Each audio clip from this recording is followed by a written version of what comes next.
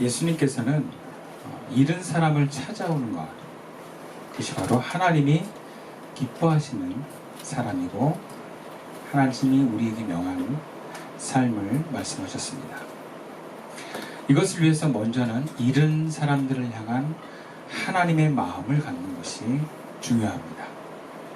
하나님께서는 바리새인들이 생각하는 잃어버린 사람들, 즉 죄인, 약자들, 부정한 자들, 이방인들 향한 시선과는 다르게 예수님처럼 우리가 잃어버린 사람들을 따뜻하고 사랑하는 마음으로 바라보고 또 그를 하나님께로 데려오고자 하는 그 열망의 시선으로 보기를 원하십니다.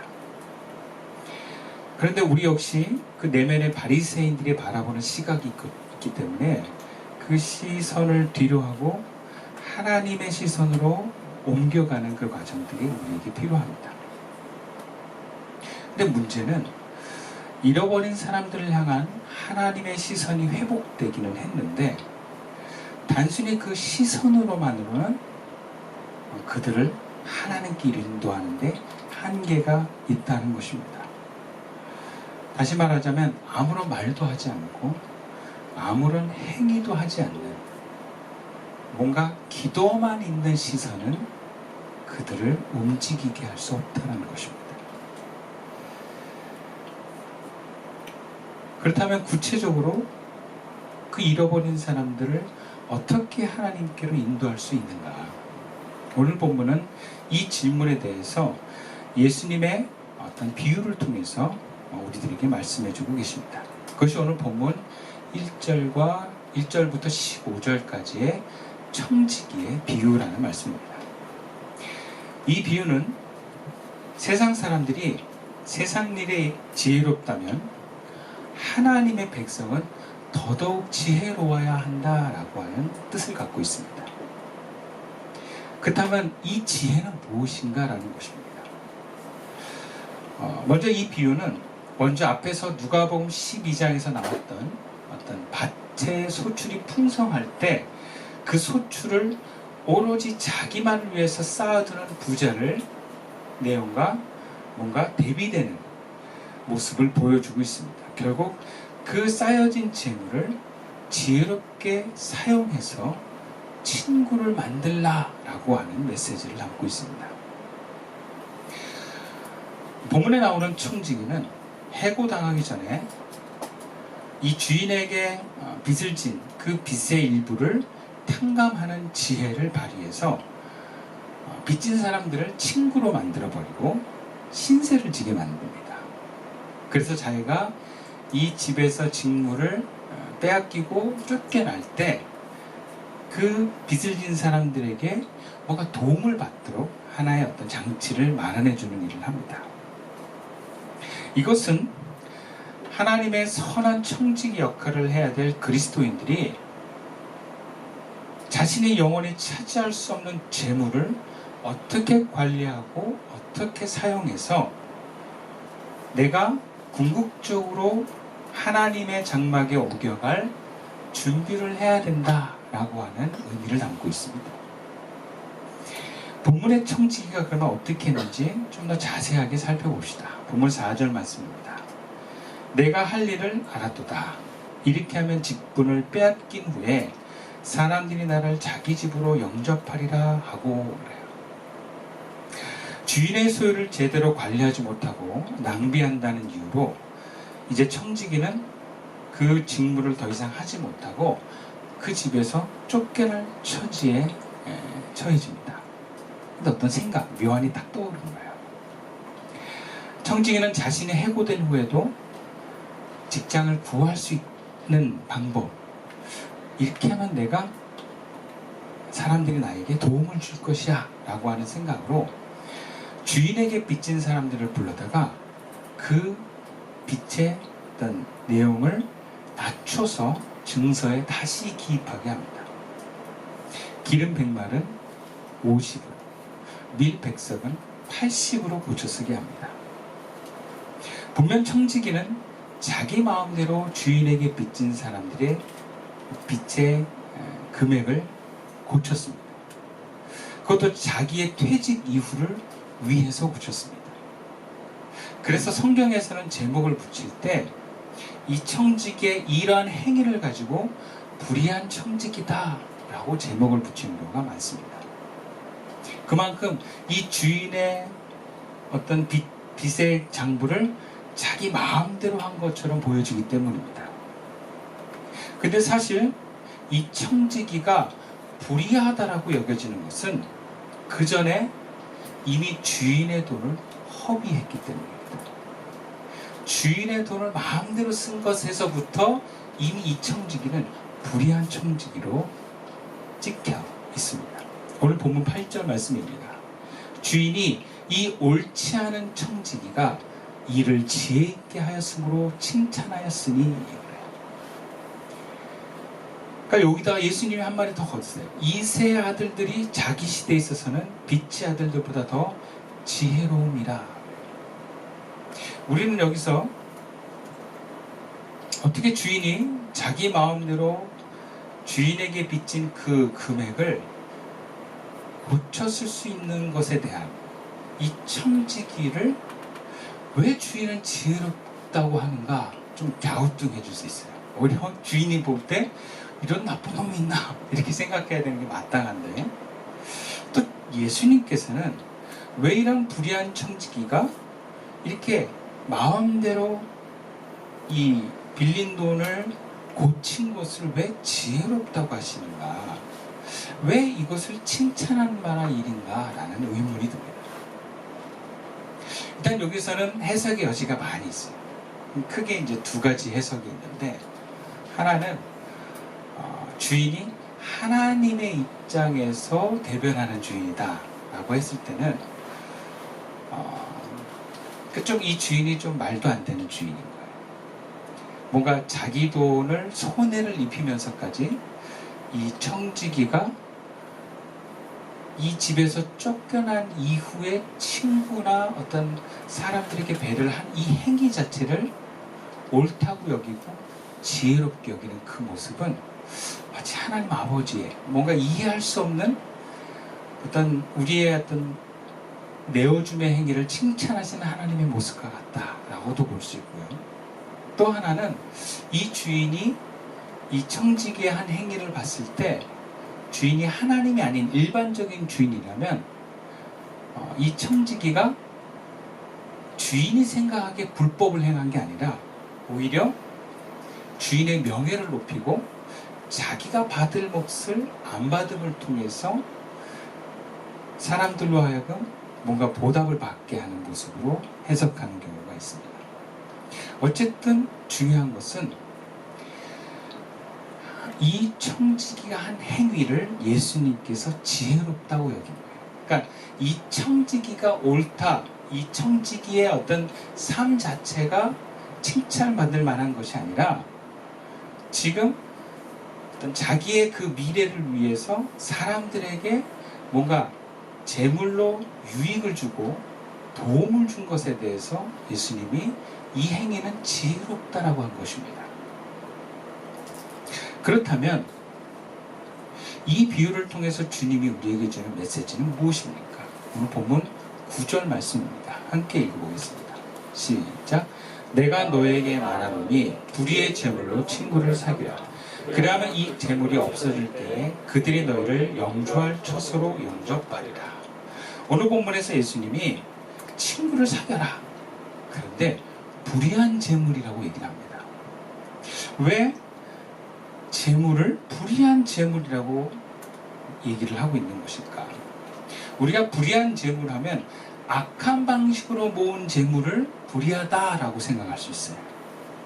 근데 오늘 본문의 비유를 통해서 보는 청지기가 쓰는 돈은 악하게 모았기 때문에 불의한 게 아니라 자기 것이 아닌 것을 썼기 때문에 불의한 재물이다라고 얘기를 하는 것 같아요.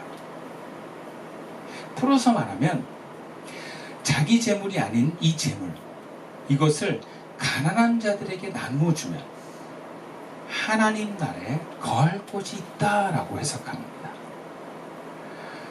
선한 재물을 잘 관리한다면 더더욱 그러할 것입니다. 영주할 처소라고 하는 것은 심판 후에 최종 운명에 대한 당시의 은유적인 표현이라고 할 수 있어요. 그러니까 영원한 생명을 누리는 장소에 거하게 된다라고 해석할 수 있습니다. 정리하면 오늘 본문의 비유에서 그리스도를 따르는 제자들에게 당부하는 메시지입니다. 첫 번째는 우리는 청지기직을 맡은 하나님의 종이다라는 것입니다. 내가 가진 재물, 내가 가진 어떤 소유물, 그게 하나의 몸이 될 수도 있고 시간이 될 수도 있고 에너지가 될 수 있는데, 이 내가 가진 이것들이 내 것이 아니라 하나님이 나에게 맡겨준 거라는 거예요. 이것이 제자들이 가져야 될 하나의 전제입니다. 인식이에요. 두 번째는 내가 가진 이 재물은 나의 안위와 이 땅에서의 편안함과 안전 혹은 가족의 행복을 위해서 사용하는 것이 아니라 청지기의 역할, 즉 그리스도인들은 하나님이 원하시는 대로 그 재물을 사용하는 그 삶을 살 때 우리가 하나님께로 갈 준비를 한다는 것입니다. 근데 이 불의한 재물을 바르게 관리하는 것으로 예수님은 이것을 친구를 사귀라고 합니다. 본문 9절 말씀을 제가 다시 읽어드릴게요. 그러므로 내가 너에게 말한다. 불의한 재물로 친구를 사귀어라. 다시 말하자면 하나님께서 나에게 맡겨준 재물, 내 것이 아닌 이 재물로 잃어버린 사람들을 하나님께로 인도하는데 사용하라는 것입니다. 사실 하나님께로부터 잃어버린 사람들을 하나님께로 인도하는 가장 강력한 도구는요, 재물입니다. 재물이 많고 적음을 떠나서 나에게 주어진 이 재물 안에서 필요에 따라 잃어버린 사람들에게 재물을 사용할 때, 그럼 이 재물은 하나님께로부터 오는 구원의 통로가 되기도 하고 그들을 일으키는 생명의 통로가 되기도 합니다. 그래서 그들이 하나님을 알게 하는 기회가 됩니다. 예수님 당시에 예수님이 재물에 해당되는 게 뭐냐면 예수님의 능력이라고 생각하시면 돼요. 예수님이 병자를 고치고 사람들에게 뭔가 음식을 제공하고 어떤 그들의 삶에 여러 가지 필요를 채워주신 그 모든 행위가 예수님이 주신 능력으로 재물로 한 겁니다. 오늘날에는 의사가 있고 돈을 주고 얼마든지 양식을 살 수 있기 때문에 우리가 병을 고치고 양식을 하늘에서 내리는 기적은 아니더라도 물질과 재물을 흘려보내면 예수님이 그 무리들에게 경험하게 하신 그 구원이 이루어집니다. 재물의 많고 적음을 떠나서 나에게 주어진 그 재물 안에서 필요에 따라 하나님으로부터 떨어진 사람들을 위해서 그것을 사용하면 결국 그들이 하나님을 기억하게 되고 알게 되고 그 마음이 구원을 향해서 움직이기 시작한다는 거예요. 물론 잃어버린 사람들에게 가장 중요한 건 하나님입니다. 하나님을 알게 하는 거예요. 근데 그들이 그 하나님을 알기까지 오게 하는데 필요한 것은 재물입니다. 예수님께서는 잃어버린 사람들을 그 하나님께로 데려오기 위해서 구체적으로 재물을 사용하라 라고 제자들에게 말씀하는 거예요. 이것이 불의한 재물로 친구를 사귀라는 것입니다. 돈을 불의하게 벌어서가 아니라 내 것이 아니기 때문에 그것을 불의한 재물이라고 표현을 하는 것입니다. 왜냐하면 내 것이 아닌 재물을 내 마음대로 사용하는 순간 그것은 불의가 됩니다. 근데 불의한 재물이라 할지라도 불의한 재물의 가능성이 있다 할지라도 이것이 하나님의 것임을 인정하여서 하나님 뜻대로 쓰면 그 재물은 하나님께 쓰여지는 귀한 예물이 됩니다. 그런데 이것이 어렵습니다.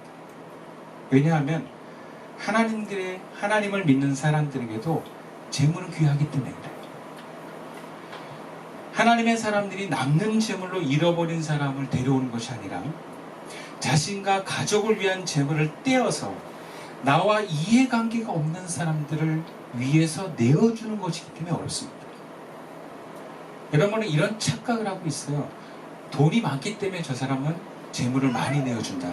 그렇지 않습니다. 저도 부유한 사람을 많이 만나봤지만 돈이 남는 부유한 사람은 없어요.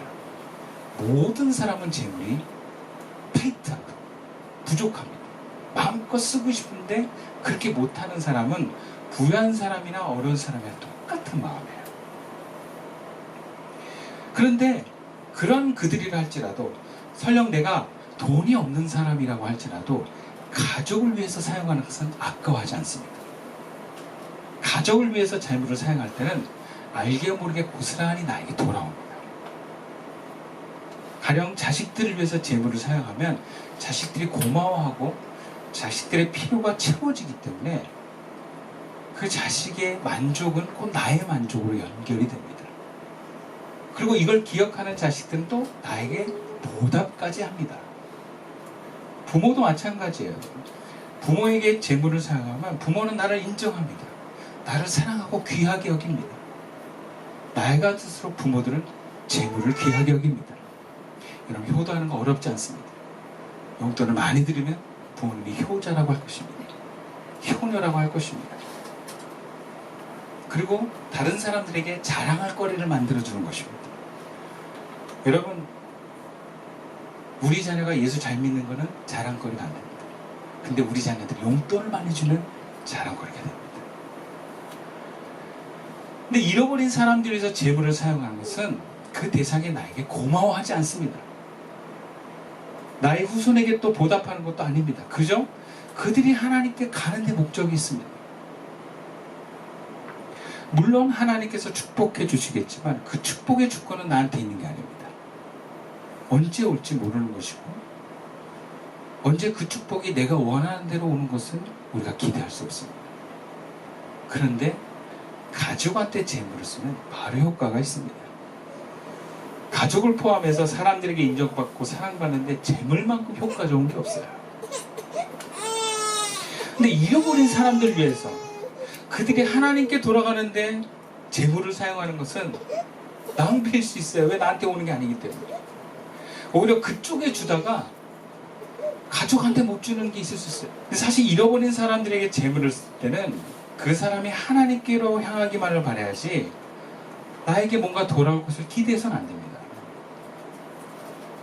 왜냐하면 내가 그걸 기대하면 그 상대방이 그걸 알아주지 않고 고마워하지 않으면 불쾌할 수 있어요. 잃어버린 사람을 향해 재물을 쓸 때는 그냥 하나님께로 가고 끝나는 거예요. 그러니까 어려운 거예요.